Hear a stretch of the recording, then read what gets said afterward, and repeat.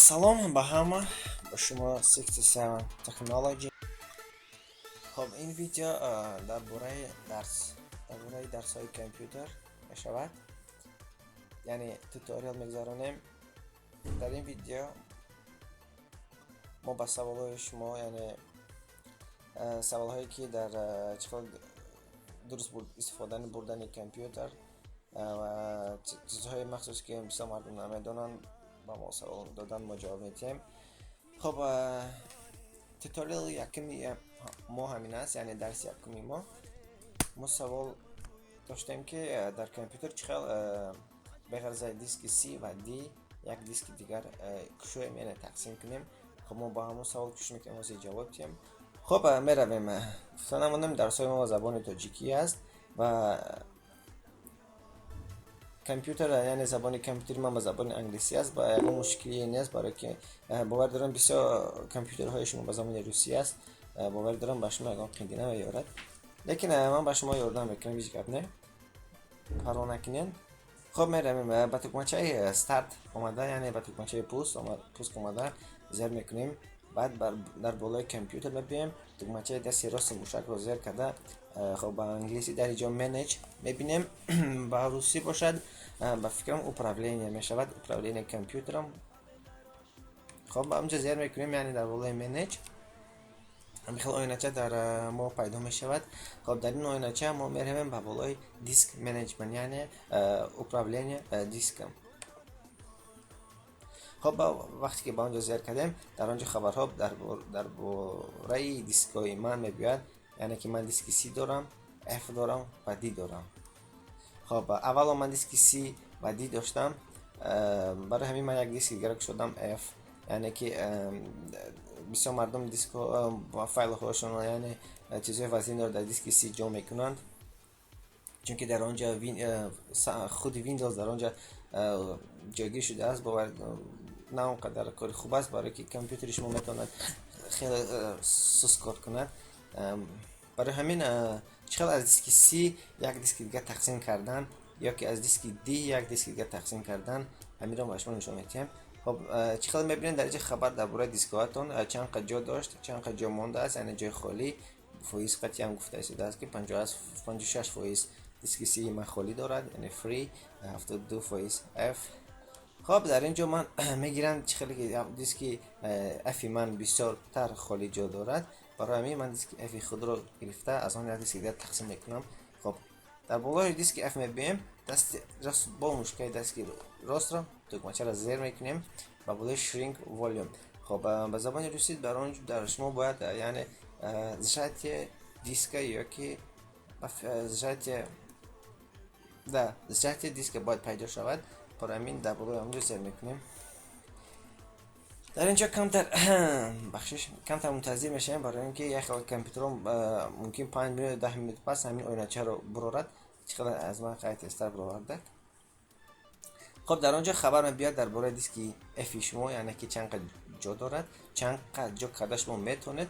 این در اینجا به خاطر شما هست که خواهش شما که چند قد جا میخواهید، یعنی دیسک 90 رو جا کنید. یعنی که دیسک 90 من میخواهم 1000 مگابایت.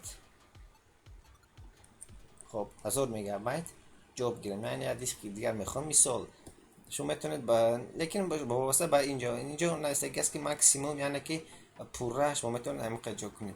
من سم کم، یعنی مثال با شما نشون دادم، برای همین من 1000 گرفتم. خب 1000 گرفتم. در بالای شرینک، یعنی که زجات زیر میکنیم.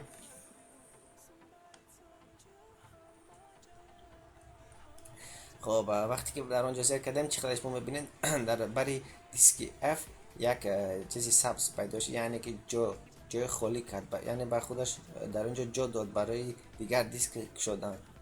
اینجا شما چقدر میبینید. خب در بالا همین جایی که دیده است، در بالا با تکمچه دستی رو زیر میکنیم در بالای نیو سیمپل والیوم، یعنی به زبان روسی در اونجا شما فقط یکم چیزی که در یکم خط است در بالا همونجا زیر کنید. بعد با تکمچه سوال در این چیز یکم اهمیت نداره، فقط نکست یعنی دالیه جیقید در آنجا با دالیه جیقید. خب در اینجا شما میتونید نامی دیسکی خودت، دیسکی که من گرفتم نامی که مثال.